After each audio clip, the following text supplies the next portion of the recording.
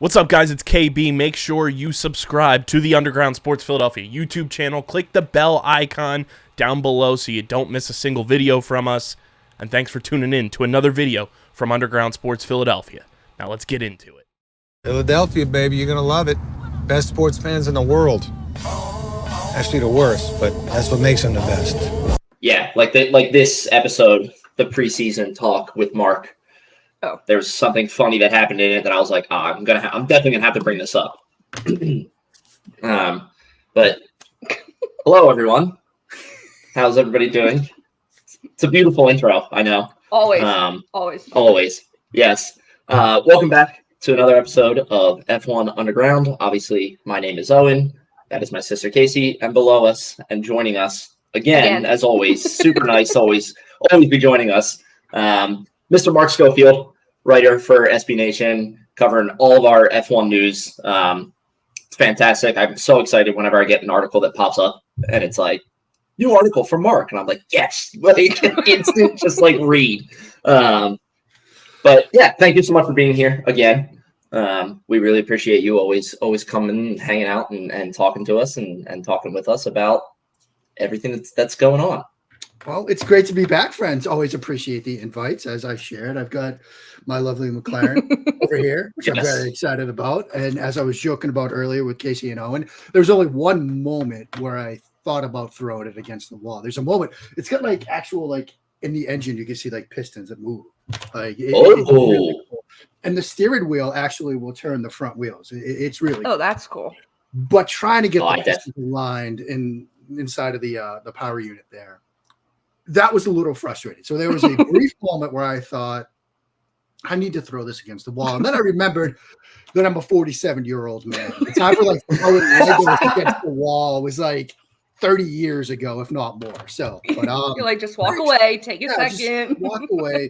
Use, the like relaxation techniques that you have learned over the years and calm yourself down. So I was able to do that. And I'm excited because now it's here. And I have a cool little background piece. Yeah. I still need to put stuff on it looks wall. very good. Now it's sitting here. I tried to put things on the wall and I got shut down. Yeah. I said, hey, do you since this is where I record, do you think this is like I can one of those like metal like track outlines, like get like in the background, like those are cool. And it looks like an art piece. And it was an instant no. And I was like, nothing. She's like, no. I'm lucky that I have this little corner that I'm in. You're lucky right now. I have my shelves right here with a couple Funko Pops and my Legos, and then I have my two frames right here of like storyboard art right above my desk. That's it. That's what I got. I mean, I remember those days in our previous house, I had the corner. Like there was a playroom and I had a corner. So I had my old gaming chair, which is in there, and the old Xbox One and a couple of shelves, and that was it. And then the gaming chair started to creak and I'd be on a podcast like Rocket and just be like creaking. So finally, a friend that I used to do shows with all the time actually gifted me this current chair. He's like, I can't take the creaking anymore. It's obnoxious. You sound like an absolute amateur. So I'm just giving you this chair. So I'm like, all right, oh great. So there's a lesson in there, friends. Like there if is you a lesson there. Show, get a chair that creaks, and you might get a brand new chair out of it from your co-host. There you go. Always someone. Yeah. Where's your little Lando car that I gave you? Is that at work or is that there? Yes, that's at work. That's on my work desk. Okay.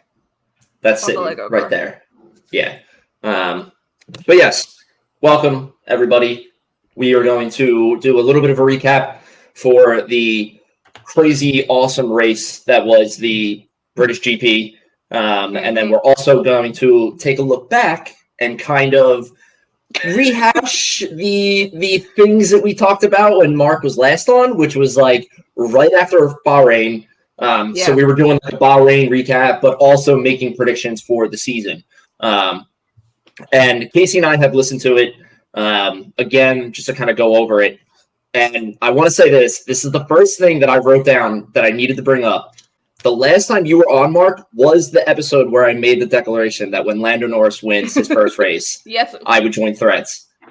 Because we start the episode, we're talking, Casey says something about Threads, and then you say, you're like, oh, the invite's still open. And I was like, oh, I know, blah, blah, blah. And then you hear Casey like kind of in the background go, when's it going to be when Lando first wins? And then you hop right on it, Mark, and you're like, that's it. And I'm like, you know what? That's it right there. Yes, when Lando first wins his first race.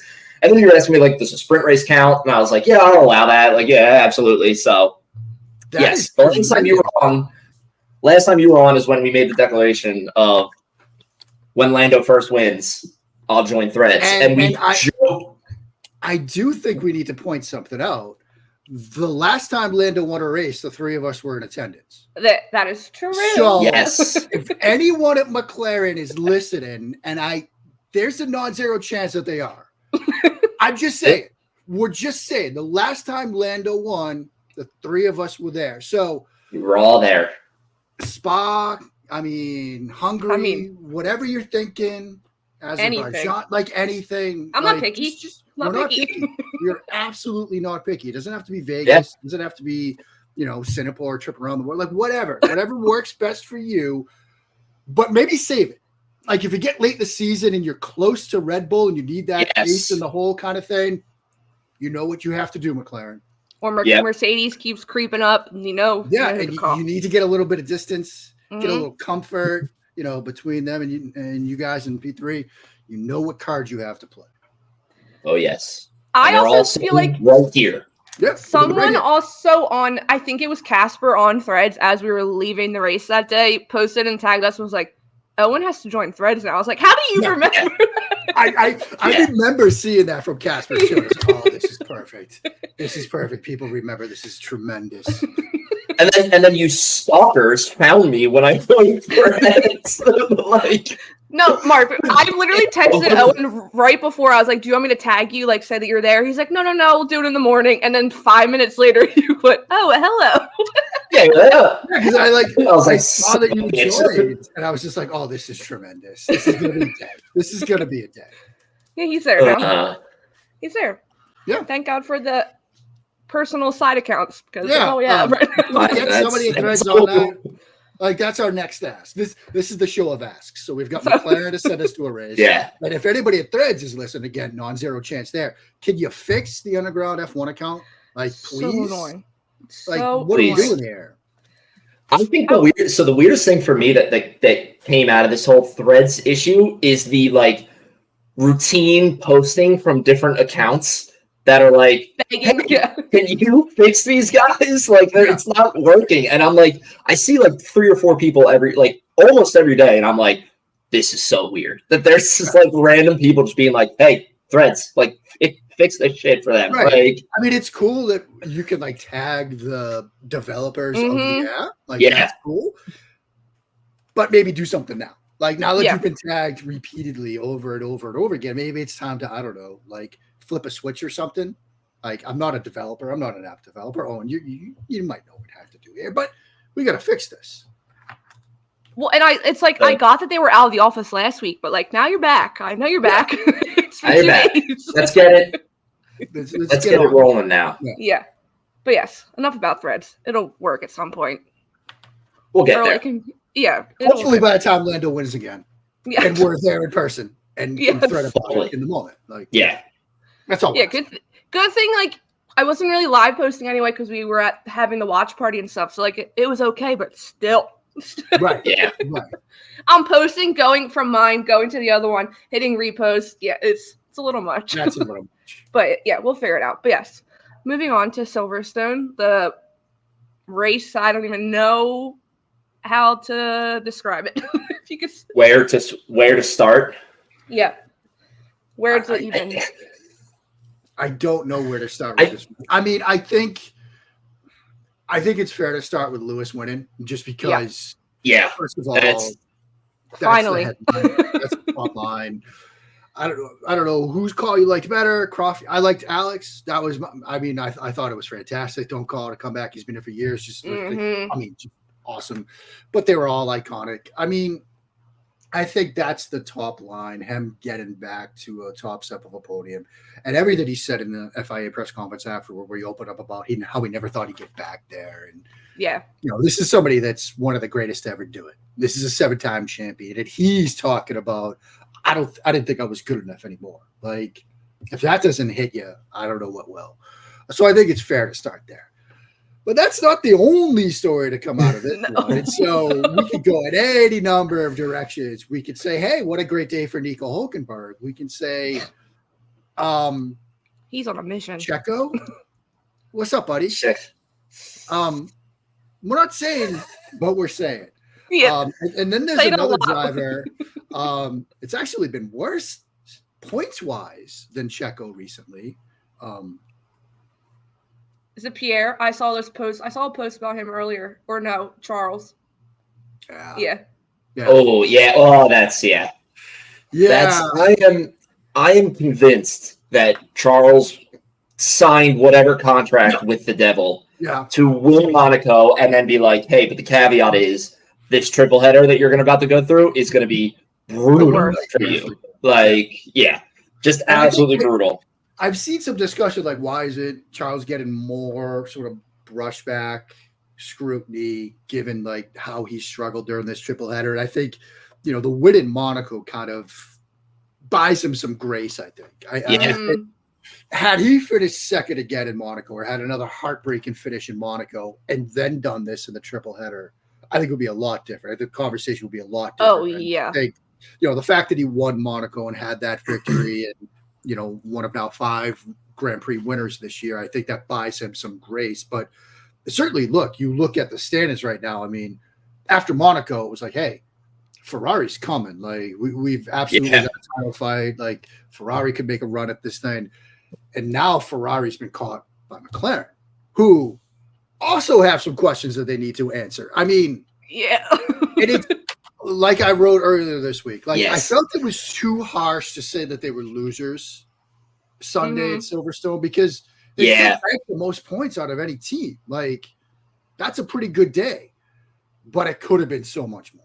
And I think it was Autosport here on Tuesday actually did a study like, hey, if this for the past couple of races, how much closer they could be at Red Bull right now. And I think, you know, there's a lot of ifs obviously that go into that. Like, you know, when Max and Lando came together, it wasn't a given if they avoid that impact between the two that Lando was going to win that race. You know, there's a lot of ifs there, but I think they're learning right now what it takes to win at the front. Like, you know, last year when they're fighting for podiums, that's one thing. But now when you've got to, Lando has to learn how to drive against Max. They have to learn operationally what it takes to get the fine margins right to win and to get all the decisions right. I mean, thinking of decisions, like Red Bull got everything right with Max, you know, when to go to inters, switching to hards at the end, and he still finished second. Yeah. Like, I think that's a critical thing to remember. And I think Red Bull also had, you know, the poor guinea pig in Checo, like, oh yeah, let's throw inters on and see how they fare for you. See what happens, see what happens, because then we get some information to make a more educated decision with Max. I think that's fair to say. But, you know, McLaren's figured out what it takes to win at the front. I mean, I remember, you know, when I was talking to Zach last fall, and I asked him, like, when can you guys fight for constructors? When can, you know, Lando, because he had earlier said Lando with the right car could be a world driver's champion. And he said, we got to get them the car. We've got to get them the car first. And that's probably a year or two away. A year or two is here. Like, they've got the car now. They have the car. So now it's time to, regroup, strategy, do the debrief, figure out where it went wrong, maybe listen to your drivers, because Oscar, you know, made a couple of comments like, you know, hey, I knew this was wrong, like, and figure out how to get things right going forward. So I just threw like 25 headlines at you. I don't know if that's going to go any which direction you want, but that's kind of my like top down look at Silverstone. Well, I do want to talk about the McLaren thing, because it's like you're saying, they have the car now. I mean, I think one of the narratives over this past 3 weeks has been like McLaren has had the favorite car, has like very much had the quickest and the fastest car, and they're still not pulling it off. And it's, you know, it's brutal to sit there and watch that happen and everything. And it's like, yeah, you have the drivers, you have the car. Now it's like, I think you're hitting, like you're saying it very well, Mark. Like, they need to figure out, like, okay, we're not the team that's coming from behind now, and we're still kind of making our way through the ranks of like lower teams. We are at the top. We are in, you know, third place in the Constructors Championships with like 6 points behind second place. So it's like we are contending for a top spot now, and we need to learn how to drive it. And I think that, Casey and I were talking, watching Silverstone, like Lando's so pissed off when he like gets out of the car and everything, and understandably so. You had it in your hand and it slipped through, but like you said, it was still a great day. Like it was still like you made great points. You're on the podium. Oscar finished 4th, 5th, somewhere around that 4th. Thank you. Second pull it up. Yeah, 4th. And then, like I said, the Casey must have heard dismay. Charles isn't finishing in the points, so it's Lando's making great ground on Charles in the Drivers' Championship. So it's like, overall, yes, you had a good race, but yeah, they need to be.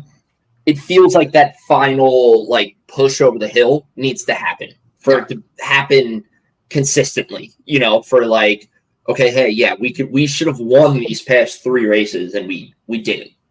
So. Yeah, that's the main thing. Like, where do they go from here? Like, I try so often to just like, okay, well, this is what happened. Where does driver X or team Y do going forward? I mean, that's kind of how I looked at the Max Lando thing in Austria. It's like, okay, it happened.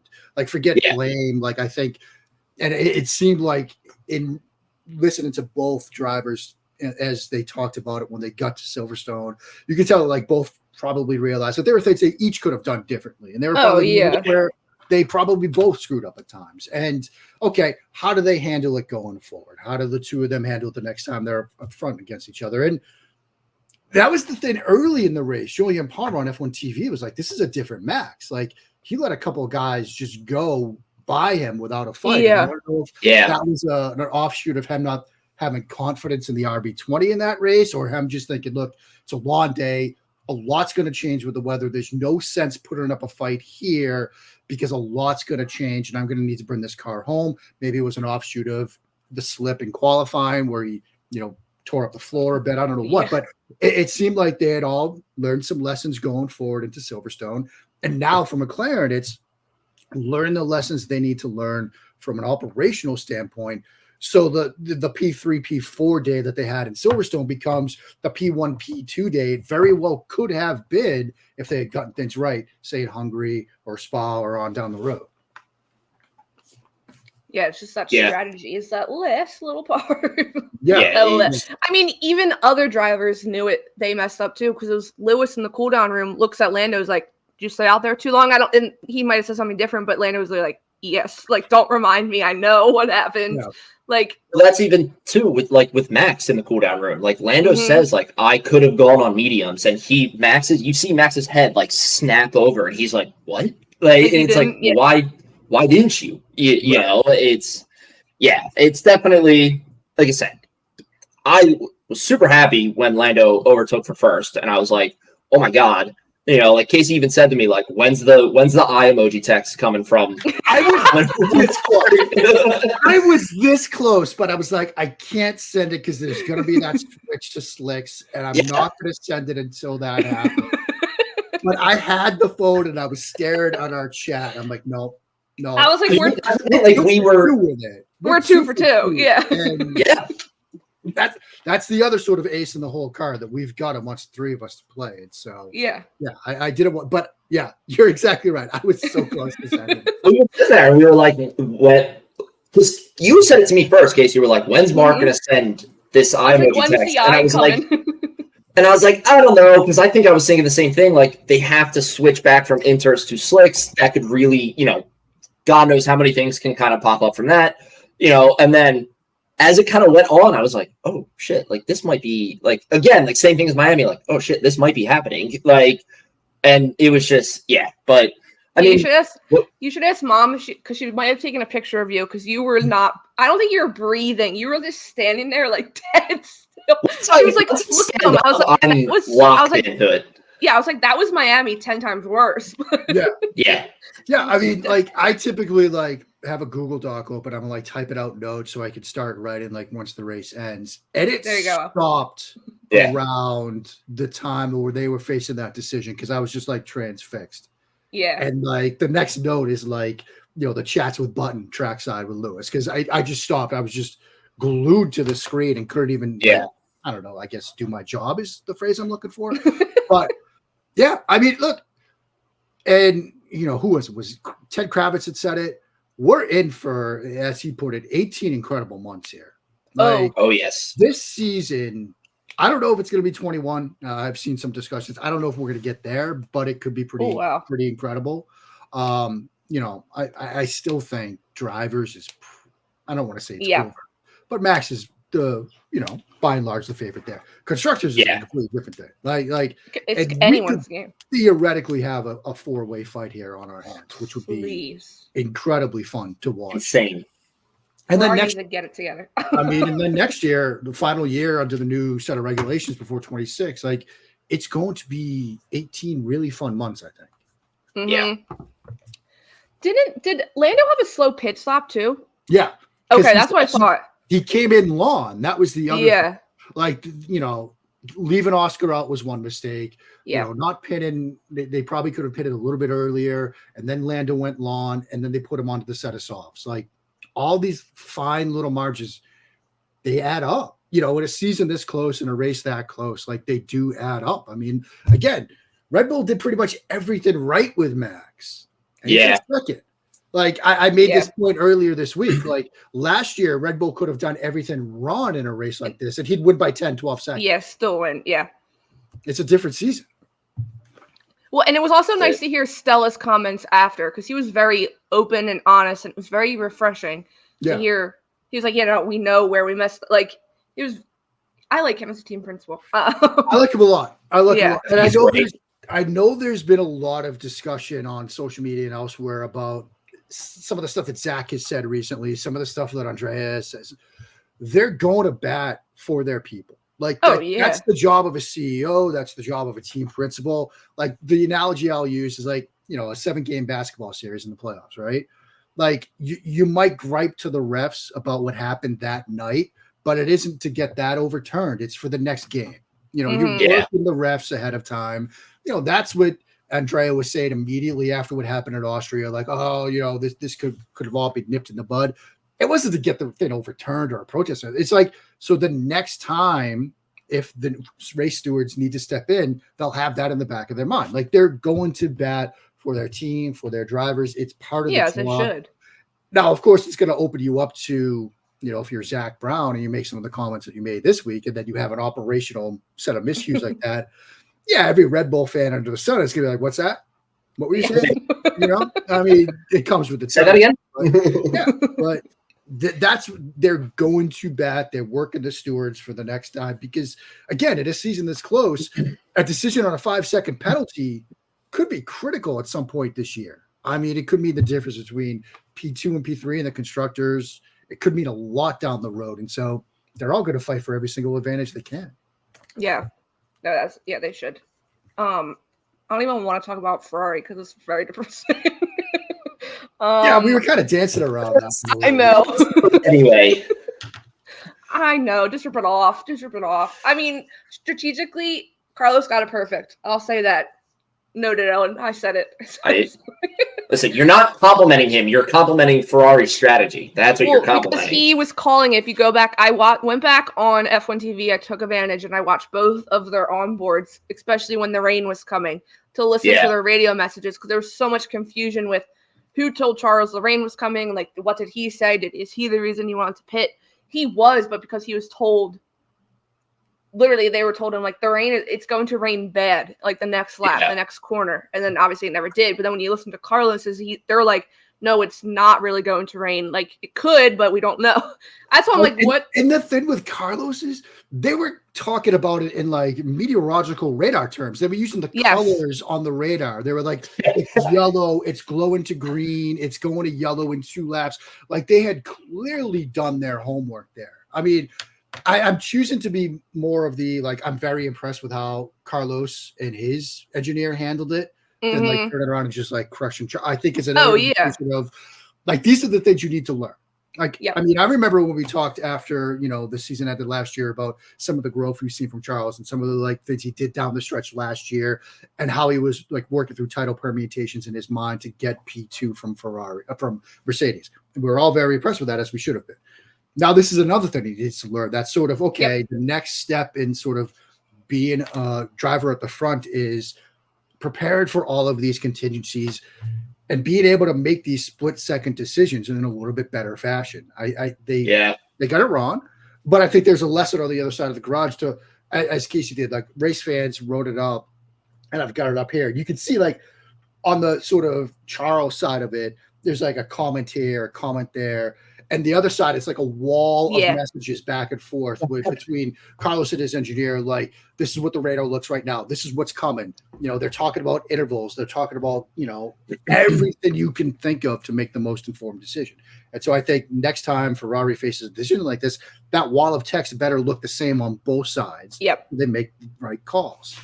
That's what, and whoever is relaying those messages to Charles' side needs to get tutored by Carlos' side for the like it's the same thing, because it's like Carlos had like a trained meteorologist on his side of the garage and his side of the pit wall with the way they were telling him what was coming. It's very impressive, and very impressive on Carlos to take in those messages while driving the car at the same time. But it's fair to say that, you know, Charles has a relatively new race engineer. Yeah, I mean, it's a relatively new role for him, and it's, unless I'm missing something, the first wet weather race he's been in this position. And so there's something that you could also see some improvement upon. It's like, okay, I wasn't quite ready for it. Like, this is what I got to be better at. This is what it should look like. This is how it should be. And the next time they face a similar set of circumstances, you'll have improvement on both sides of the radio. Well, I know it was Canada, right? They sent him out on the wrong tires before the track was declared fully wet. So like maybe they're just, it's definitely, there's definitely for sure hiccups or like growing pains. But I think because his first race with his new race engineer was Monaco and it was the win. So like it was such a high, and now they came back down the reality very, very quick. But I mean, hopefully they get it. Hopefully this break this week is good, because then you have a doubleheader back to back at the end before the summer break. So everybody's exhausted right now. I mean, everybody is exhausted right now. I mean, just judging by the emails I've been getting, like people are like dead, just absolutely dead right now. And so, I mean, that's also part of the part of the sport.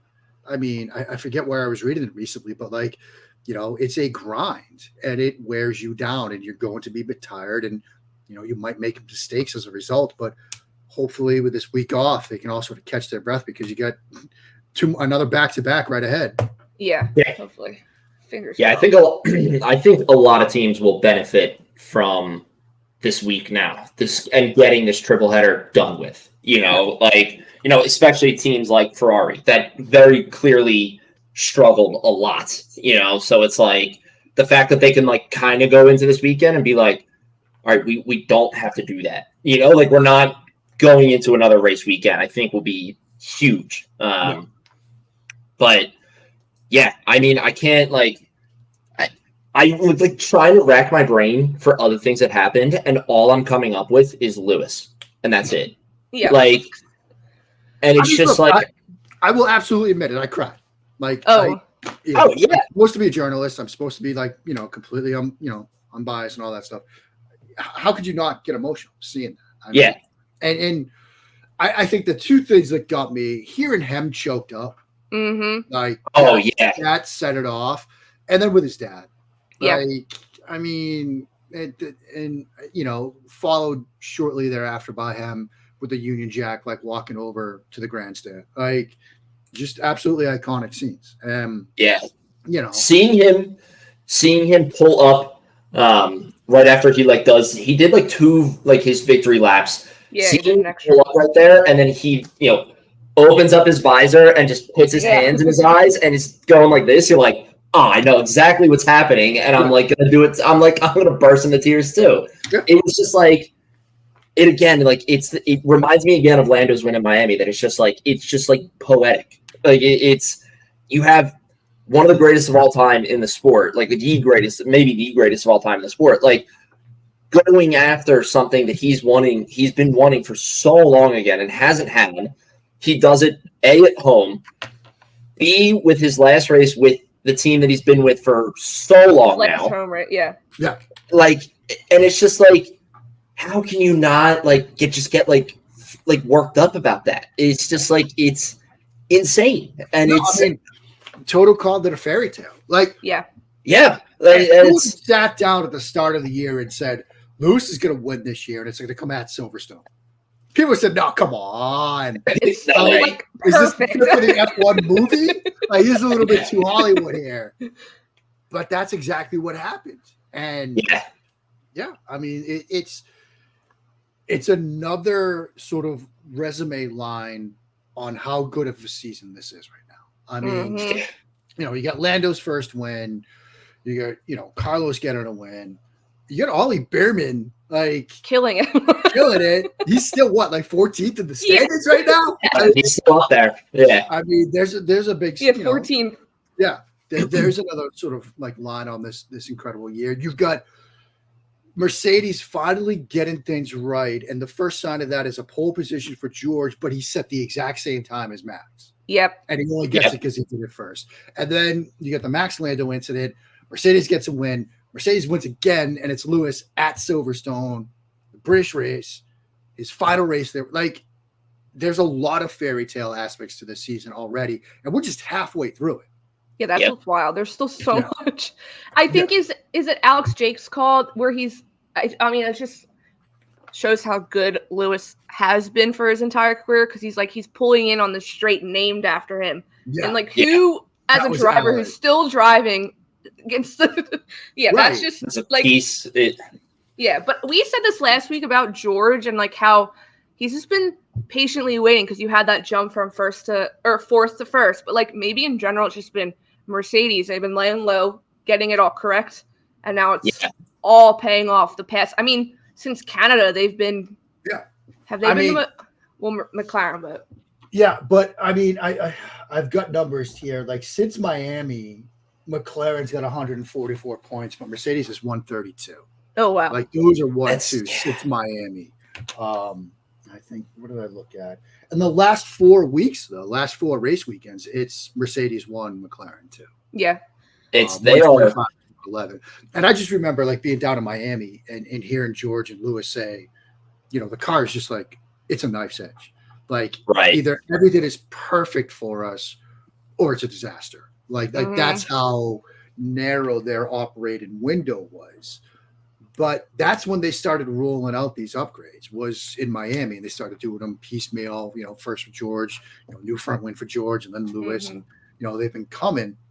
And it's been years in the making. I mean, again, we can go back to 22 and the Zero Pod and how that really sort of set them back. And I know you guys both know that little domino meme, right? Yes. Right? Oh, yes. There's Michael's decision in Abu Dhabi leading to, you know, Andrea Kimi Antonelli in a Mercedes next year. Like, it all gets sort of set in motion from there, because you get the Zero Pod, the wild sort of overreaction to try to win the new regs, and it went wrong. It really set them back, and they got the physics wrong and all of that stuff. But they got it right this year. Now, it took them a couple of races to do it, but they've kind of got the midseason development part right, and they're on really an upward trend. You know, last 4 races since Miami, however want to look at it, will be enough to catch Red Bull? Probably not. But I'd say P2 is certainly a legitimate possibility for them, which, given how this season began, you probably didn't think was possible. No. Oh, no. It definitely, like, it really is shaping up in the constructors that, like, P2 is going to be this battle between Ferrari, McLaren, and Mercedes. And it's like, like, I would not be shocked if we have again a situation like we did last year, where you went into Abu Dhabi at the end of the year where it was Ferrari or Mercedes. Whoever won this race won P2. Would not be shocked if it's those 3. Whoever wins this race wins P2. Like, there is the sort of Checo aspect here. Yeah. Which, again, like, we haven't talked about him. If Red Bull's still fighting basically with one arm tied behind their back, like, you know, last year Max could have won the constructors by himself. Like, the number were such that he absolutely could have. This year's different, you know? And, you know, I looked at the numbers, like the halfway point last year and the halfway point this year. Like, they were like 223 points ahead this time last year, like the halfway point. They're what, 78, 79 points ahead? It's within 100 at least. It's close. That's like 2 more bad weekends for them. Yep. And suddenly you're talking like, oh, it's 20 points. Like, And Checo knows it. Like, everybody knows it. Like, yeah, but here we go again. You know, there's 71 points. Yeah. We thought the New Deal, 2 years, it was going to put an end to all of this, but whether it's Red Bull trying to sort of light a fire under him or what, who knows? But now we're slinking back into, are they going to sack him mid-season or bench him, or what's going to happen? Now, I think that's a wild overreaction, but I do think these next couple of races for him are critical because very critical. He had success at these circuits last year. Like, this is when he started turning around last year. Yeah. And he's got to do it again, you know, because, you know, the numbers are what they are. You know, McLaren, Ferrari, Mercedes, like, they're coming. And this isn't a year where Max can win it all by himself. No. Because we'll get even more camera angles from F1 TV where they cut to Daniel Ricciardo and Liam Lawson. Yeah. Did they just cut the Yuki at one of these things? That I don't like. Show the man some respect. I love Daniel. Okay, he's so great to talk to. Like, he's obviously been great for the sport, and I think, like, when his career ends, whenever it ends, a lot of people will look at him as a big reason for this, like, secondary wave of popularity for the sport. Like, started with him, and like, look, I'm not an idiot. When I need to juice the F1 numbers and page views, I'll find a way to work Daniel Ricciardo's name into a headline. Like, numbers don't lie. But Yuki has done a very good job in that same car this year. And, you know, I know the stories the past week have been, you know, even though we got out of a week of Daniel might lose his seat to Liam, now it's, oh, hey, suddenly Daniel might get Checo's seat if these struggles continue. What about Yuki? Like, let's say hypothetically they get to the summer break and you've got a DNF and like a P8 from Checo over these next 2 race weekends. And you decide you've got to sit him down because you're up against it now in the constructor. Who would you guys go to? Ooh, that is such a tough question. Yeah, because you might say, okay, Daniel's been in the seat before, like, he's experienced, like, but you look at the performances, and I think there's a case to be made for Yuki.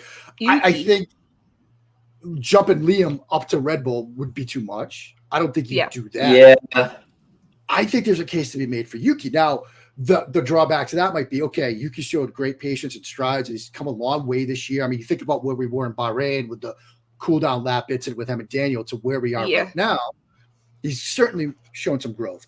But to drop him then into a constructors fight in Red Bull, like, that might be asking a lot. That might be their argument. Like, it might be asking too much for him. So they put Daniel there. But performance,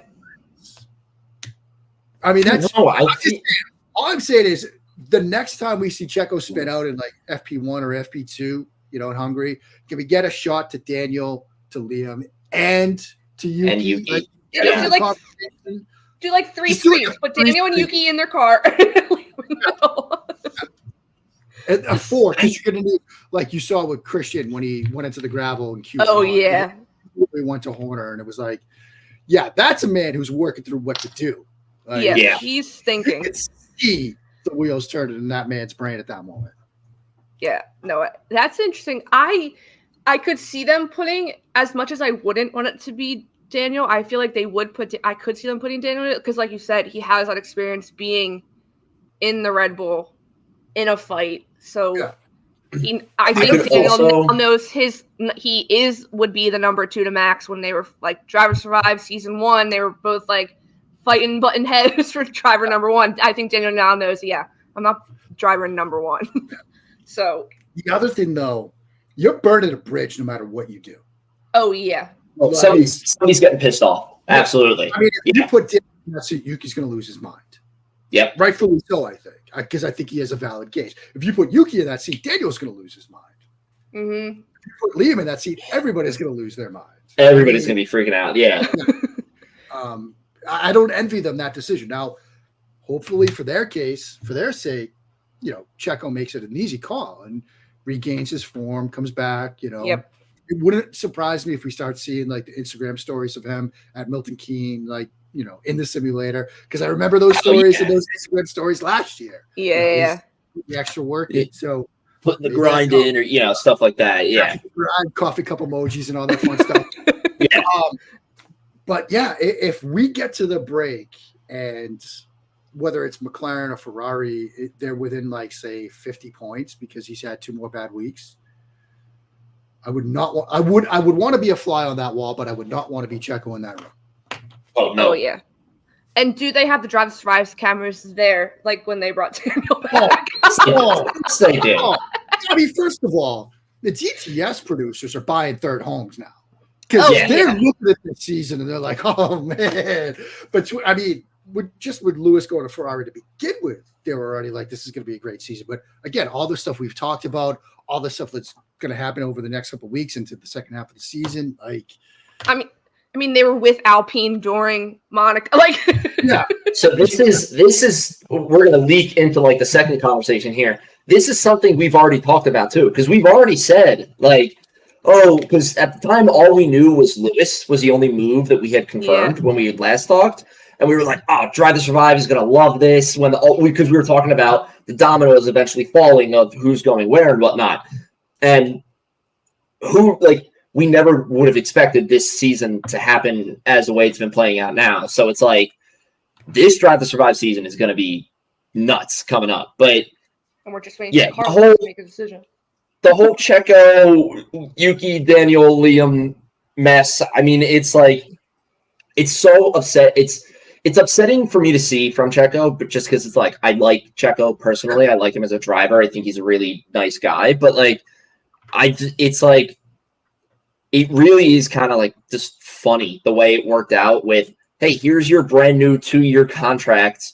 We have confidence in you. And then it's straight downhill. And it's like, shit. And then like Christian sort of let it slip that it's really not a 2-year deal. It's more like a 1-and-1. And right. He has to have a performance clause.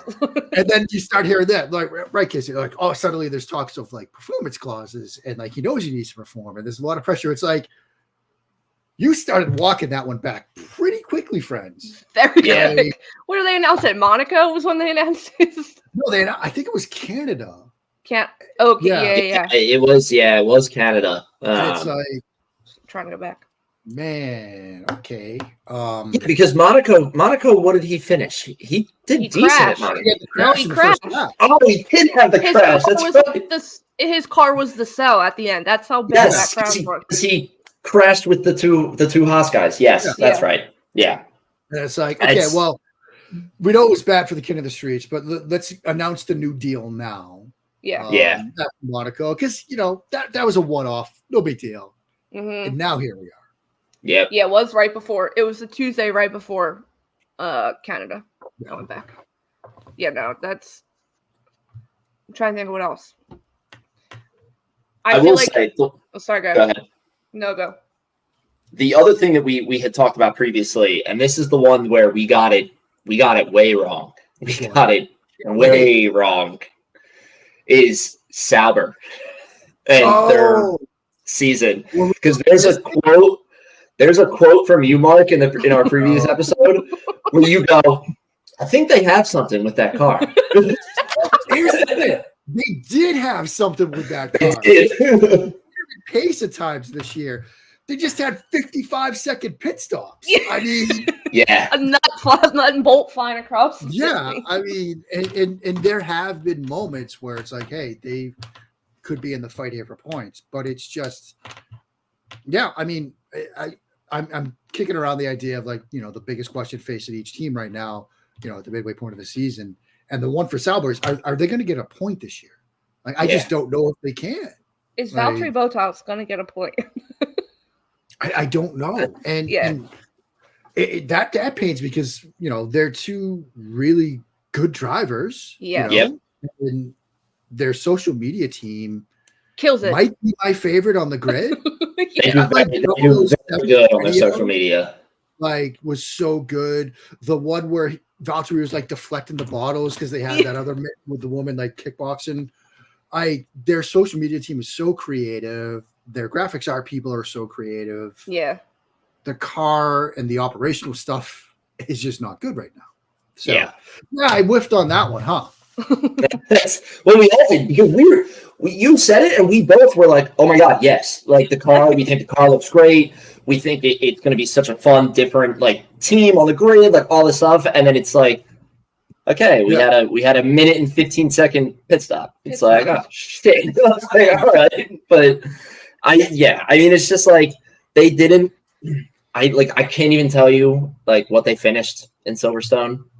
Can't like. I mean, I think they were like 18, 16. Yeah. Good.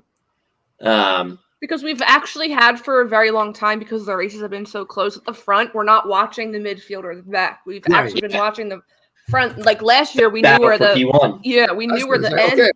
Well, P2 was P1 last year, so yeah, they were 15th and 18th. Yeah. Joe was lapped twice. We literally saw it the one time. We were like, oh, Joe's lapped twice. Yeah. We're like, there's Joe again. Yeah. It's brutal. It's brutal to watch. But wait, I have a question to go back, not to go backwards. Did we ever find out what the actual issue with Russell's car was?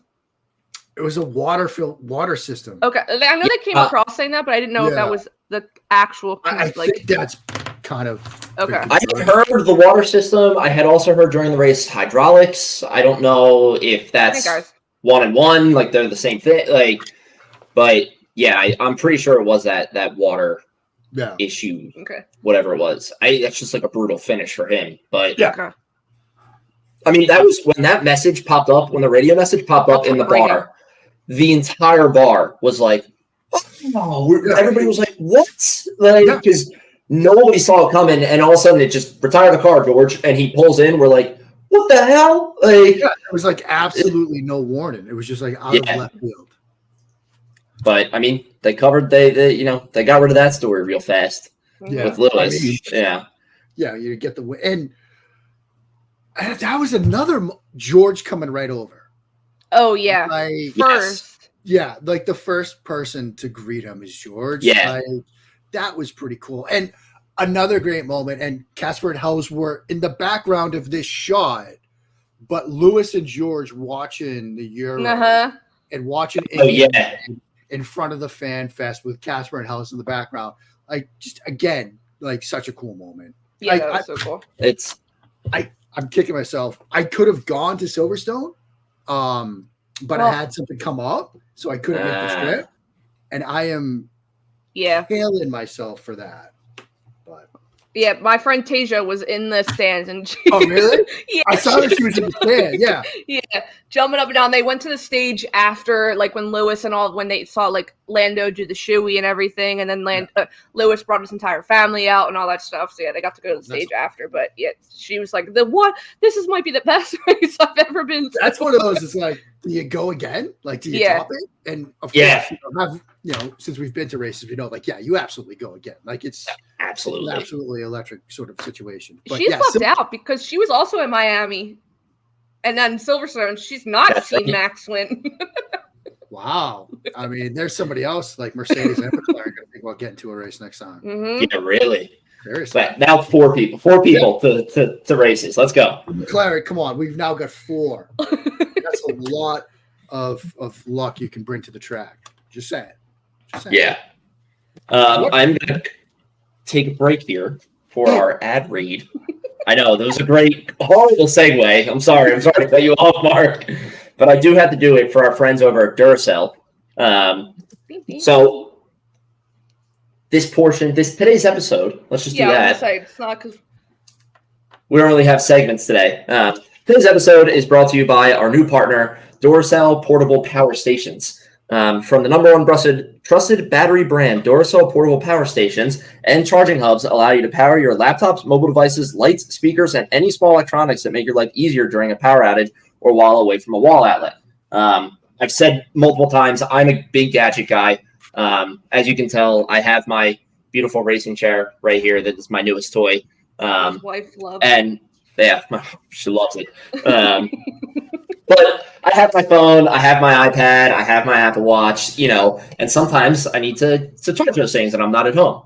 Especially if McLaren and Mercedes bring us to a race day next, there you go. Or Williams, because Duracell. Hey, there you go. we'll need a portable power hub. So, they're so needed. They're so nice to have too. And it's just like, it takes such a fear or anxiety away from you that it's just like, look at that Duracell. Product placement.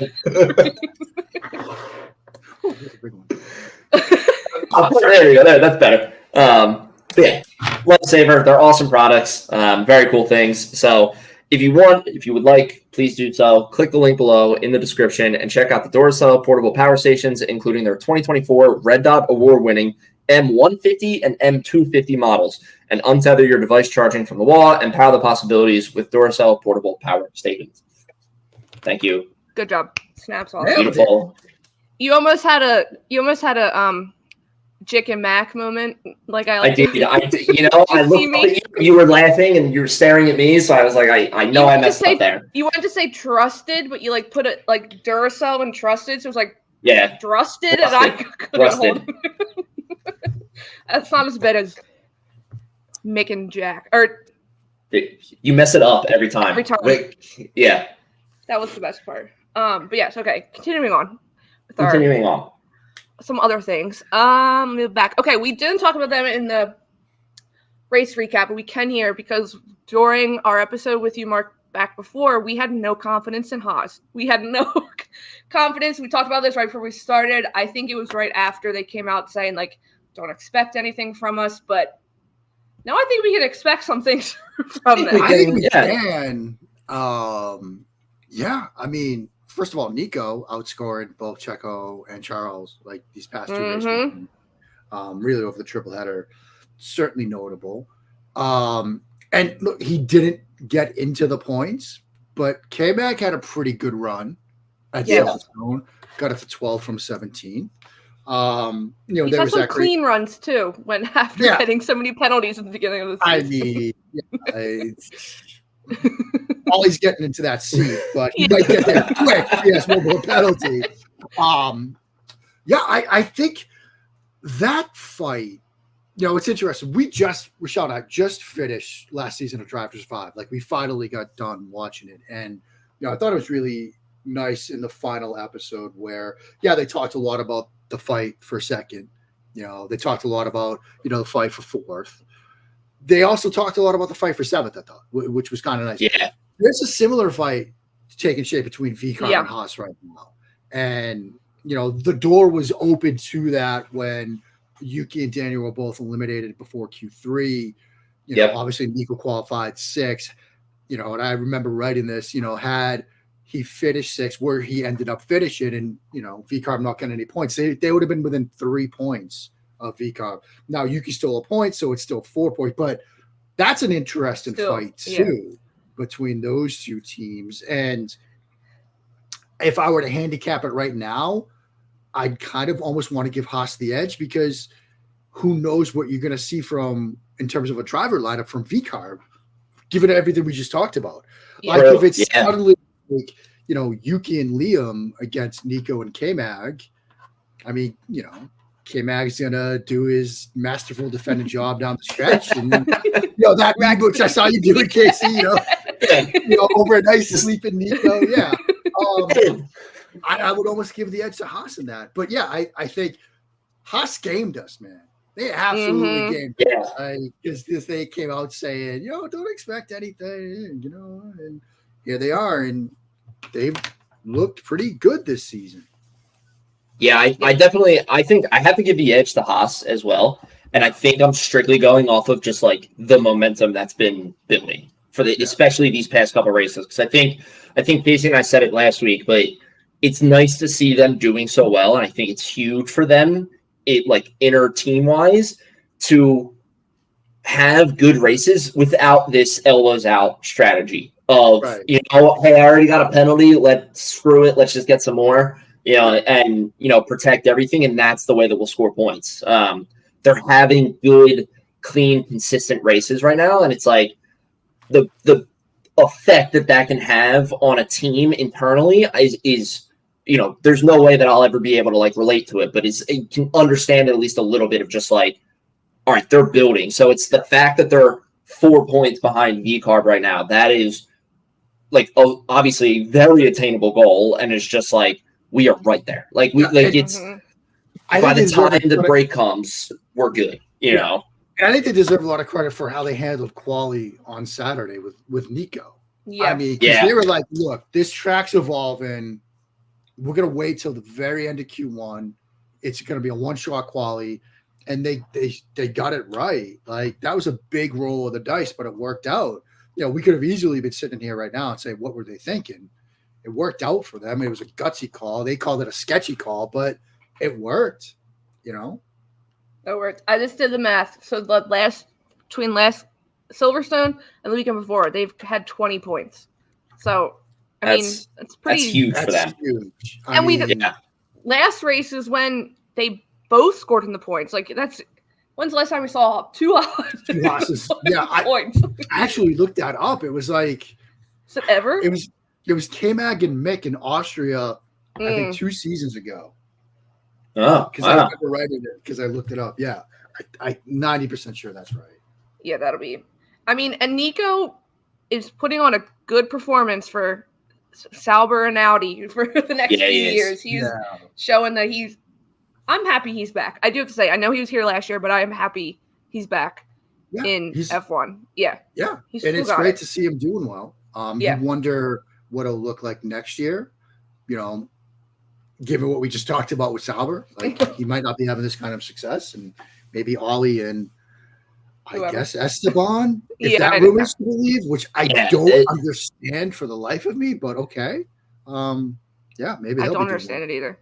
I know when Esteban's hinting at something's coming soon. He keeps posting like weird little. Another week, another opportunity. Yeah, like Esteban. What is it? What is it, Esteban? I just don't want Ollie to be with Esteban. I feel like Ollie would need. I think K-Mag did a good job with Mick Schumacher as like a vet mentor. So I feel like I would want someone. I know Esteban's been in F1 for forever. It feels like at this point, but I think I would want someone else. He's not one of the drivers that you would think of when you would say who's a veteran F1 driver. Track record with teammates and things. Say the nicest way possible. I think if it came down to K-Mag versus Esty, I'd prefer K-Mag. Yeah. In that spot. Valtteri, I think, would be a good option there too. Yeah, put Valtteri in the Haas. I don't know. I don't want him to leave either. I don't want. And that's just it. Like, somebody's now officially out, like as we kind of expected, but it's now official. I still, and I know Alexander kind of threw cold water on this idea because he said he hadn't talked to them yet. But I'm still on the Alexander Rossi, Logan Sargent, and Prema next year. No, I love that. I think that's going to happen. But Alexander said he hasn't even talked to them, which I don't. Maybe he's lying. But if they're under like contract negotiations, you know, I just think that makes way too much sense. It makes, and everyone, I know it makes way too much sense. It's a perfect pairing. It's the perfect leader in Rossi that's been in IndyCar forever. Yep. To welcome Logan in, who's used to Prema, like it's the perfect pair. Please. And Logan in IndyCar, like there's a huge fan base already in IndyCar, but Logan going to IndyCar is gonna blow it up even more. Like, he's gonna. That'll be. I hope that happens. I hope. I forgot what I was looking up. Oh, I went back to Jeddah to see where Ollie placed compared to Esteban, and he did place a lot better than Esteban. Just to see, because I could also see. If Ollie and Esteban are the teammates, I could see Ollie outperforming Ocon. Ollie would be driver number one. Yeah. Well, we know how Esteban will take that. Yeah. But K-Mag's also made comments. I feel like he knows he's the one that's not going to.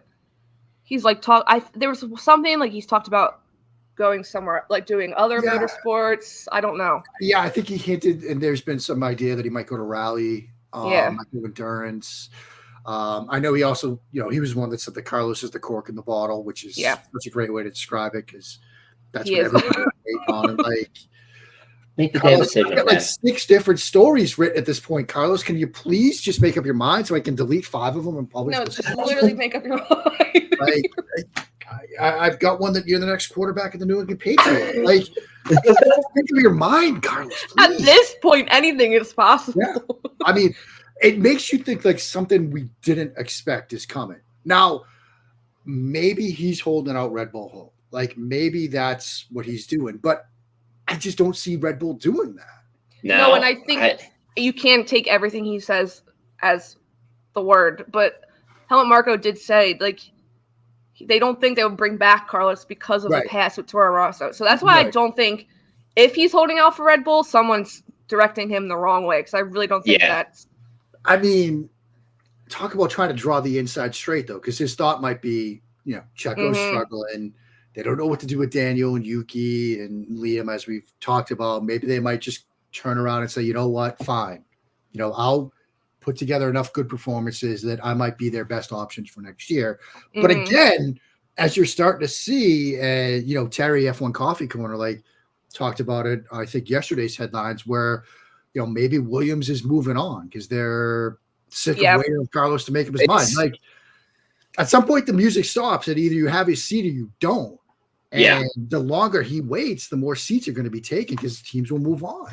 That's what I said. I said, at what point I posted, I was like, at what point do the teams be like, we can't wait any longer? Because obviously they want to start they can't put those people that are still in other teams in the car, but they want to start honing down different things for next year, getting it all ready. But and that was the other weird rumor, which I couldn't make sense of, was the Esteban early release from Alpine. Oh, yeah. To Williams, and then they get Jack into the Alpine seat. I'm fine with Jack getting the seat. Like that's no, okay. I want Jack to get the seat. So I know. But like releasing him early so Williams would take Esteban, like that just seemed that seems weird to me. It's just like every story that comes out. Sorry, Case. It just goes back to like, to me, it's just like the moment Carlos makes his decision, the moment that's Rick is laid, like it's gonna be boom, boom, boom, boom, boom. Everybody, every team has the post and drafts like ready to go. Like, I mean, I was waiting for Mercedes to announce Kimi Antonelli after he won the sprint race this past weekend. I was like, it's coming, because Toto's face, that smile on his face was like, I'm making this decision. I was waiting for it. I'm shocked we haven't gotten it yet, but I really don't think we're getting anything from Carlos until after the break, because he keeps saying like he just needs to take time away, step away to think about it. So you had a couple of days this week. Now let's go. Let's go. Come on. He was watching the what's it called? Soccer game earlier today. Football game. Yeah, the Euros game. He was a little preoccupied right there. Okay, so Spain won. Yep, they advanced. Now you've got tomorrow. You can break some news. You're in a good mood. Let's go. Take it up. Yeah. No, but I know what I was going to say. That rumor of Esteban early release to Williams, is that a Toto thing? Because is Toto still his quote unquote manager? Yeah. So but even that just doesn't make sense. Like, no. Yeah.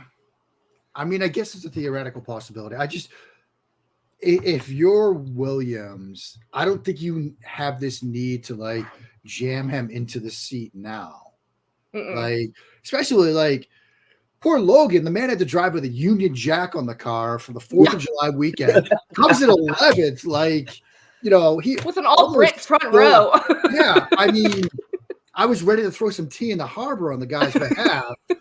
Like, I don't think you need to suddenly boot him from the car now. Like, is Logan going to lose the seat? I think, everything seems to indicate will, even though he has been quietly performing better. It's just not to where they need it to be. But I don't think you boot him from the car now. No. And for Esteban, like, yeah, sure. If like suddenly Max was available, Logan. Oh yeah. Have fun at IndyCar, like But I don't think you do that for Esteban Ocon. Like, I mean, that's Toto's dream right there. Yeah. I mean, it's in love with him. He is still holding out hope that Max will come to Mercedes. Wonders if he's just like, I get a chance to really needle him all year long about this, because everything we'll be dealing with the power struggle at Red Bull and all this stuff with Max's dad. If Toto's just like, I know I can't sign Max away, like there's no way, but I could talk about it all year long. Yep. into his head while his drivers keep winning every other week. Suddenly it's like, Max has always said he wants the fastest car. We've won 2 straight races now. Huh. Yeah, their position is much stronger than it was at the beginning of the year. Yeah, but I just love his determination. I have the printouts. I have the printouts. I have the printouts. I'm also pissed they robbed us of a great team principal press conference last week. It would have been. It would have been beautiful. So bad when that came out, and it was like the anticipation, and then you saw it, and I was like, "No, that's let down." I was like, "I want to." Mike crack, I don't care. Almost like picked that way because of how much everything blew up last week online. That it was like F1 was like, we're not gonna stoke the fire. But at the same time, like they're gonna be due in the next couple of weeks. So hopefully it will happen. Yeah, it will happen. And even if it's post summer break, like. And if they're on the same, meeting or press conference, they're gonna get asked about it. It's gonna happen. It's going to happen. Trying to think, anything else? We kind of hit a lot of things. We did hit a lot of things. We do have a good amount of questions to go over. Yes, I totally forgot. Let me put up our F1 Threads mailbag if we want to get into that. Last week, it was just Threads mailbag. Today, I was like, what the heck? I'm stupid. It should be F1 Threads mailbag. Okay, hold on. For all of our lovely friends over at F1 Threads, we asked, you guys submitted some very good questions. I'm not going to do all the Notes app ones. We can say, because there's a lot, but I'll do a few. I'll do one because he has a bunch. It's from the user, JW Parks. Thank you so much for sending. When he said, hold on, I'll get back to you, I have a lot, I was like, oh, geez. And then 5 minutes later, I got the Notes app screenshot. So this one is for you, Mark, specifically. So it says, first one, it says, you've been following F1 for a bit. Is this the silliest silly season you've covered? Is there another season that stands out in your mind? No, this one is it. And I think it, because of how it started. It started with the history, right? Because you had first time in the sports history that the 20 drivers that ended the year are the same 20 that started the next one. But more than half of them were on 1 year expiring deals. And so over half of the grid is up fighting for their lives. I think that's a big part of it. And certainly, look, Lewis, the news that he's going to Ferrari, that not only makes one of the most coveted spots in the sport available at Mercedes, but also makes Carlos Sainz a free agent. I think all of those things just kicking it off, I think, made it silly to begin with. But then obviously, look, you got the idea that there's a 17-year-old kid that doesn't even have his driver's license yet that might be on the grid because even though he doesn't have his driver's license in Italy, he's got enough super license points to qualify for an F1 spot. There are just so many aspects to this entire thing. Ollie's P7 at Jeddah, where he's, slamming his head against the headrest and denting it because he's so fatigued at the end, but he's holding off Lando and Lewis on fresh tires to secure P7. You knew, everybody knew at that moment, he's going to be in that hot seat next year, no matter what. Nico decided he's going to go to Sauber. There have been all these twists and turns already. And as we just sort of talked about, there's a lot more that are coming. Like some of the, Fernando, some of the decisions he's made in the past, certainly have been fascinating to see. You know, obviously the Oscar, Alpine, Fernando, Sebastian retirement, Alex Albon's appendix. Alex's appendix, similar little meme thing. Those are all sorts of wacky, but those were snapshots in time. This has been building since literally last November because the season ended and it's is Checo going to get that seat again? Or is it going to be Daniels? Who's going to win? Who's going to win that seat out of the V-Carb drivers? It began the second last season ended, given how the grid was frozen in time. And so, this is the silliest I can remember. Cool. Two more from him because these are both good ones. These are for all of us. So it says, obviously, midway point of the season now. Any drivers that stand out as a disappointment this season? It says disappointments. Could be more than one. I mean, I feel like we've crushed Checo enough as is. Yeah. Yeah, I have one that's not Checo, but I'm afraid it's going to annoy both of you. Oh, go ahead. Alex Albon. I feel like I feel like going into it, because when we had talked last, we had said that we're excited to see what Williams can do with James Vowles and everything, and Alex and Logan and whatnot, and he's kind of just flown under the radar. Like nothing crazy has happened, so I would like to see more from him. Yeah, I mean, look, how they started the year and everything in Australia and having a bench Logan, like they were just really like it was a worst case scenario for them because they were behind the development until April of the FW46, so they couldn't even get a third car ready, and to have that season unfold the way it did for them, I think really sort of set them back. I don't know if I mean, I think it's disappointing. I don't know if I'd say that Albon's like a disappointment. I think it's just disappointing. I mean, the team that comes to mind for me is Aston. Like, to his credit, look, Lance had a nice workman-like performance, and they were both in the points. But like, they're where Alpine was a year ago, where it's like they're just adrift. Like, I don't think Vicar or Haas are going to catch them from behind, but I don't see them getting to Mercedes and the group in front. Like, they're just like stuck in the middle. They're just sitting there. And the thing that they said going into this year, we got to get the mid-season development right. Like, because they came out like gangbusters last year. They were up in P2 for a couple of races at the start. Like, eventually slid to like third, but it's like, hey, they're in the fight here, and eventually ended up sitting fifth. But they're like, we got the mid-season development wrong. We're gonna do a better job of it next year. Let's go. Like, it's time. Yeah. Next year, like, let's get some of this upgrade done. Now maybe it's coming, but it's gonna be too little, too late. I think they're just stuck adrift in the middle. It's a good one. Okay, last one. This one might be. I feel like I should have said this one earlier so we could have thought about it. Is there a moment from this season that's stuck with any of you that no one really talks about? That last bit just kind of ruins it. No one has really talked about. Yeah, I guess maybe an under the radar or underrated moment of the season. I'm trying to think. I don't want to say it didn't get talked. No, that's a bad one to use. Never mind. Scratch that. I was going to say Ollie. I feel like it didn't get enough praise, but it does get enough praise because the man's still sitting in. Yeah. I think Ricciardo's sprint in Miami, it got a lot at the time. Fourth, finished fourth. Yes. Like, I know it's just a sprint forgot about race, that. but like, because he got off to a rocky start, and he said something was wrong with the chassis, like the car wasn't right in his hands. They tweaked something in China, and so he got to Miami thinking, "Look, I finally got a car I can work with," and then goes out P4 in quali in the sprint race, and then comes home P4 in the sprint race itself. Like, I think that was, I think there have been a couple of moments for him that have kind of silenced doubters a little bit.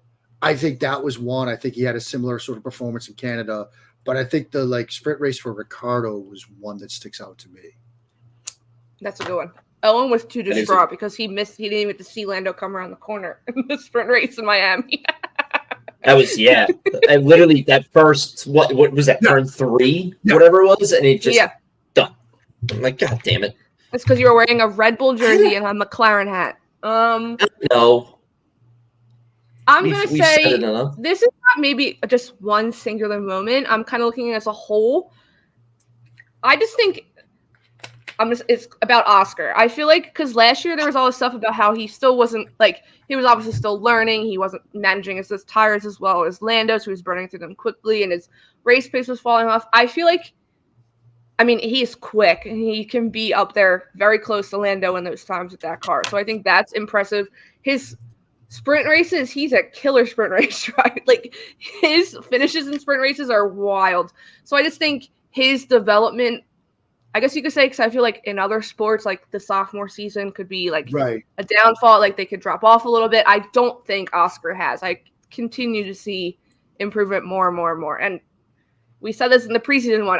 His first win, I think, could still come this season. I do think it could come. I think that's a really good one. Another one, Carlos Whitted in Australia after an appendectomy. Oh, yes. At the time, it was like, okay, well, all right. And it was because Max obviously had the failure early with the tear off in the brake duct and stuff. But it's like, to bounce back from that,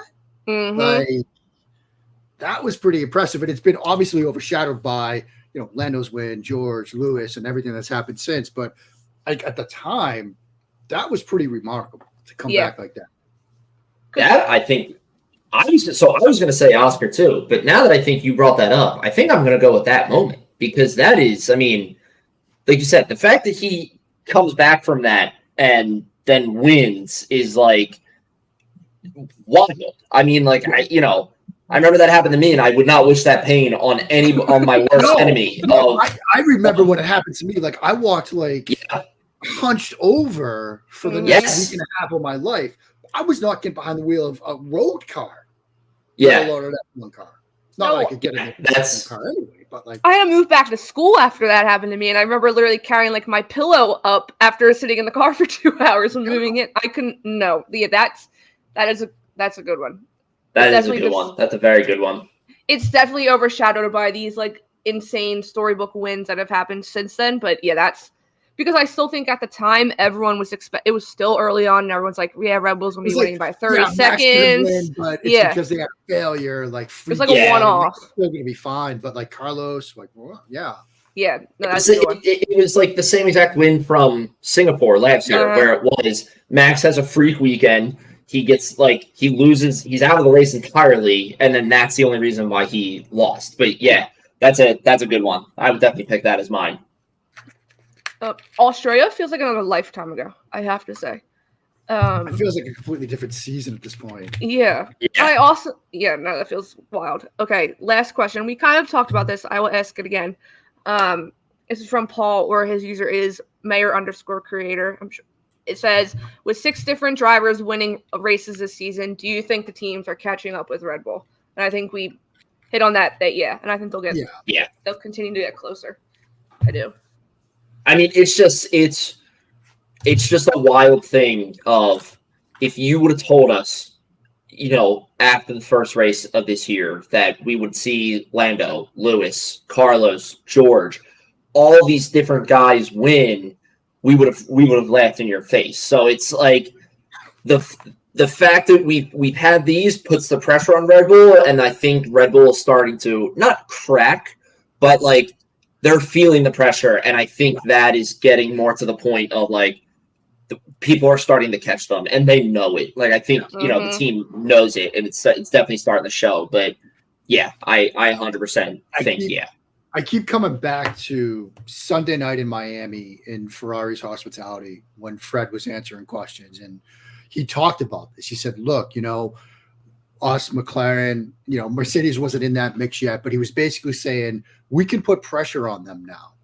They have to get things right. They have to be perfect to win. It's not like last year where we couldn't put pressure on them so they could do whatever they wanted to. Max could pit on the final lap of a race just to throw the softs on to lay down fastest lap because he had a 35-second lead and he didn't need to worry about a slow pit stop, because even if he had one, he'd still come out and win. Yeah. It's not like that anymore. And, he said that on that Sunday night, and ever since then, every time like there's a change at the front or somebody else wins or somebody else gets, I keep coming back to that idea that there's no margin for error for them now. And but like we talked about at the front, they got it all right with Max, and he finished second at Silverstone.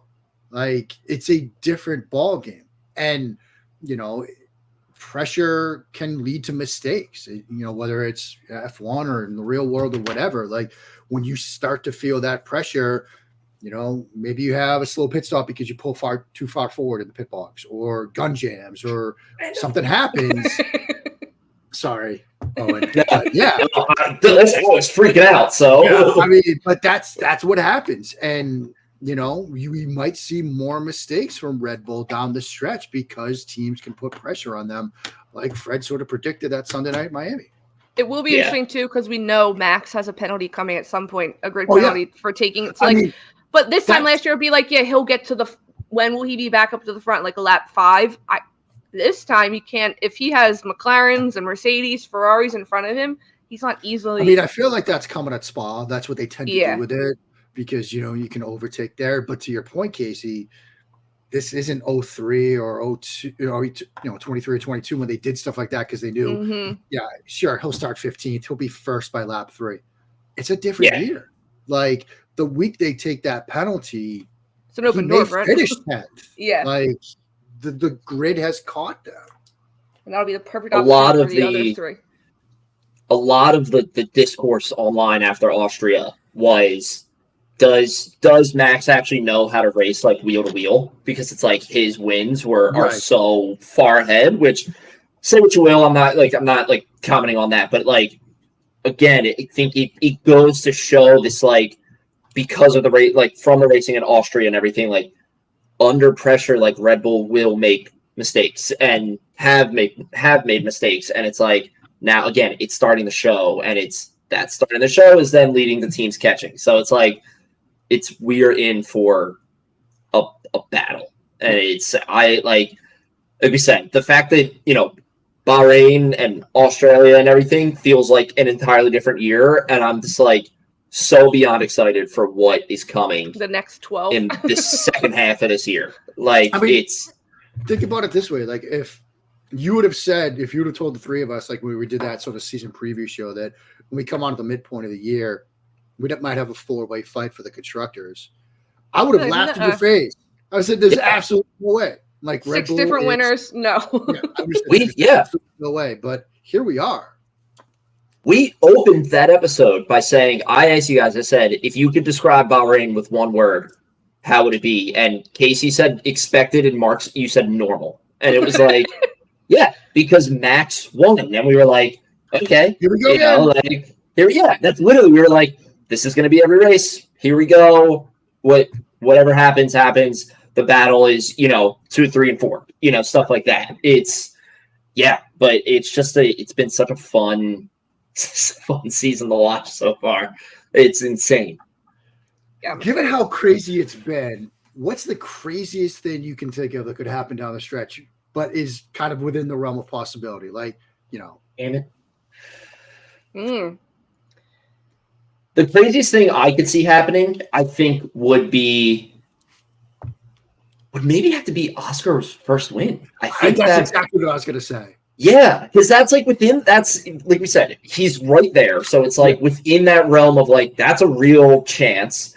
And then it would just be, the craziness would be, okay, you get another winner on the podium this year, and B, you then are celebrating Lando's first win and Oscar's first win in the same season.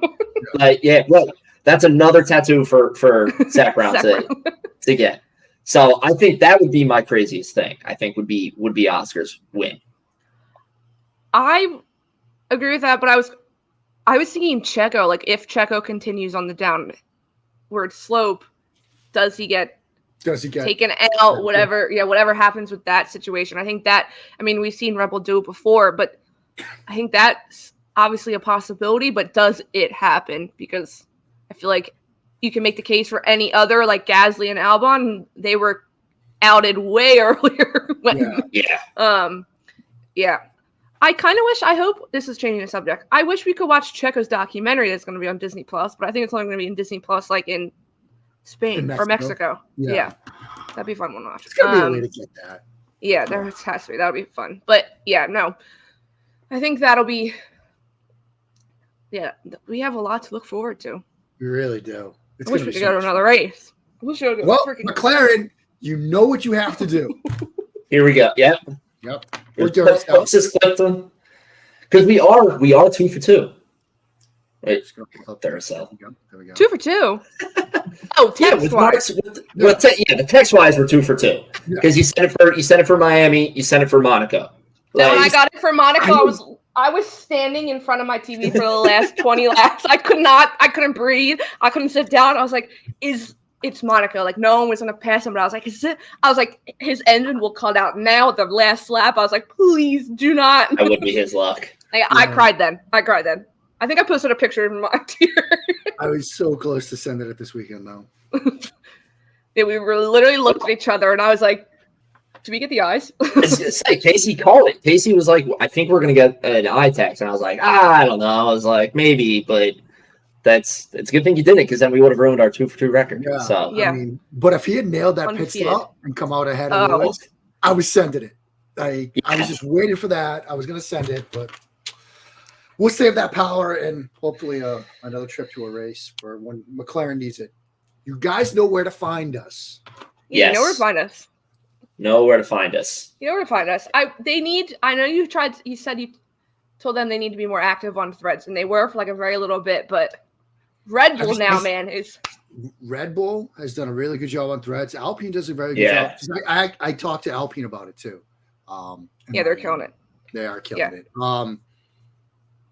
McLaren. I talked to you guys about this. I'll send them a reminder. And I got to talk to Logan about it. You got to get Logan on Threads. Yes. He's like, is he not on Threads? He's on, but he posted like 1 or 2 times and then just disappeared. Oh, yes. His last post was actually almost a year ago to the day. His last post was July 22nd, 2023. Yeah. So he like joined in the initial wave and then it died down. And Lando's the one killing it right now. Well, I mean, Threads is basically Landoverse. I mean, yes, it is. It's responsible for a very jump in our followers. I will take it. Ever since then, we've been having issues. So Lando, maybe I'll blame you a little bit. Yeah. No, we need more drivers on there. I feel like they're slowly going to come over because it is such a cool. I mean, everyone always talks about NBA Threads. I've never actually seen NBA Threads, but it's apparently huge over there. I don't know what the teams are like, but it is apparently huge. The teams aren't, but like Threads itself and the NBA itself are very much leaning into Threads. Like NBA Threads has had like all sorts of meetups and stuff like that. Like that's cool. Some of the playoff games, you had like Threads advertised, and then they had like at NBA Threads or hashtag NBA Threads stuff. Like they certainly leaned into the NBA side. The F1 account has been posting more on Threads, I feel like, in recent weeks. Yeah. That's really cool to see. I'd love to be able to. It's a problem on our end. I've looked into it. Like, I still have to link to tweets or posts on X or whatever because it just doesn't pop up in Apple News. If you do, it's just like doesn't appear. But once we get that fixed, and that might happen a little bit later this summer, I'll be using Threads more for the stuff I do. Yeah. But F1 Threads is awesome. I love it. I love it. The best place. Yep. On the internet. Anything else to add?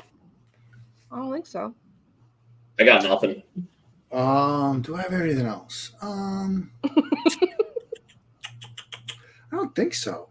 I think we've hit everything. Yeah, I think we did. Did a lot. I think we talked about. We talked about all. Yeah, we talked about all 10 teams. Yeah. We even shout out to Lance Stroll at one point. Yeah, I think we touched everything. Is there a driver we haven't talked about? We talked about Logan and Alex. Kind of talked about all 3. Joe. Yeah, we mentioned that. I think we got everyone. I think we hit everybody. Oh, good job. We even talked about, like Kimi Antonelli. We talked about all. Yeah. Got the new ones coming in. Academy, but that's been fun too. Yeah, that has been very, very fun. And as I post every weekend, Abby Pooling is the best Alpine driver. So she's so good. I had her in the rankings. I mean, I had her at the bottom of it, but I had her in the rankings. And I don't know if you saw, she's coming out with merch. Is she? Yeah, because I talked to her when I interviewed her, she's a graphic designer, and she sort of teased like September. Because I have this little tradition, like you see Lando, Oscar, Valtteri, up there's off the screen, Logan. Whenever I interview a driver, I buy one of their hats. Oh, so cool. I want to have that. Yeah. I'll be able to get one, but F1 Academy, I know you guys are listening. Yes, they need the merch. I don't know why they haven't had merch. They need it. Yeah. They need especially with the way it has blown up more recently. And with the documentary coming out next year, you gotta get merch. Yeah. Especially if a graphic designer is one of your drivers. I know. You have the coolest opportunity to do like a I saw it on her IG stories earlier today. Like, it looks pretty cool. Like, it's got her AP. Like, I'll have to look. Yeah, it's pretty cool. It's like red and black and white, but she's got shirts, hoodies, and a hat. So there'll at least be that. Yeah, I think that might have been one of my favorite parts about Miami, not to keep going. Being able to see F1 Academy in person, and being able to walk through their little paddock area, that was definitely that was cool. Yeah. That was a cool doing my first grid walk, and I had no idea what to expect, and I walk out, and then literally Abby drives right by me because they were finishing F1 Academy practice, and I was like, okay, this is really cool. This is cool. Yeah. And then I saw Charles' car get wheeled right by me. I think I sent you guys that video. I was like, okay, how is this happening right now? What is my how life? am I here? Why am I here? How am I here? But Owen just said at the watch party, he's like, that weekend feels like a fever dream sometimes because it doesn't feel like it happens. It really does. Every once in a while, I look back through photos. I'm like, how did this happen? Yeah. I have a picture from Lewis. When I was in front of him on one of the TV. If you look at Getty and stuff, you can see Lewis from behind. You can see my sleeve. Kind of funny. You're like, there's one of Daniel on Thursday, and you see the back of my head, and I use that photo every time I can. But I have a picture of my photo. It's Lewis is literally right in front of my face, so cool. And I'm like, I could count the carats in his earring. Yeah, I think they were it's 52. wild. I'm it was sure. An incredible earring. But yeah, that week is how did this happen? Yeah, I don't know how it hit me the other day because. Perfect. I was playing F1 23 and I was racing at Miami, and then randomly it hit me, and I was like, "Oh, I've been to this track before." I've physically been in this area before. I've been there. And look, and we haven't really talked about this part. I know we're just kind of rolling here. The electricity of an F1 Sunday, being on the track, we could. I think we talked about it while we were there briefly. It was, you could feel it. It was legit electricity in the air. Unlike anything. I've been NFL games, NFL playoff games, sports playoff games. Yeah. This was a different level, I think. Yeah, no, it was a totally different feeling and experience. Even because we got there before the gates even opened on Sunday to be there, and even just being out there was yeah. I was gonna say when we walked up to the stadium from the parking lot, we had that mile walk. You could just getting closer and closer. You kind of just felt it build, and people behind us talking, in front of us, you were just it was nuts. Yeah, an absolute fever dream of a weekend. It was insane. So for those who are listening that haven't had the chance to go to a race yet, absolutely do it. Go to a race. It's incredible. I know I'm going to be down there that exact same weekend next year for a bachelorette party, and I might have to come home by myself Monday so I can go to the race. Yeah, absolutely. I have to. After this year, yeah, I have to go. But yes, I don't think anything, like we said, we hit a lot. It's always a great episode when Mark joins us, so thank you so much. Thank you, friends. A year and a half into this now, so I think you're definitely your most reoccurring guest. But yeah, thank you so much. Our socials have been at the bottom the entire time. Please go give us all a follow on Instagram, Threads, Twitter. Threads will be working at some point. But yes, please go give us a follow. Eventually. Like and subscribe on YouTube and everything. Please, we have a fun new podcast coming out with the Underground Sports Family covering the Olympics. We're very, very excited for. So that will be coming out soon. But yes, we will not be having an episode next week because we will be away. So we'll be back after Hungary to recap and preview Spa. I was like, wait, what's the last race before the break? Spa. So yes, thank you so much. We will see you all in 2 weeks. Thank you.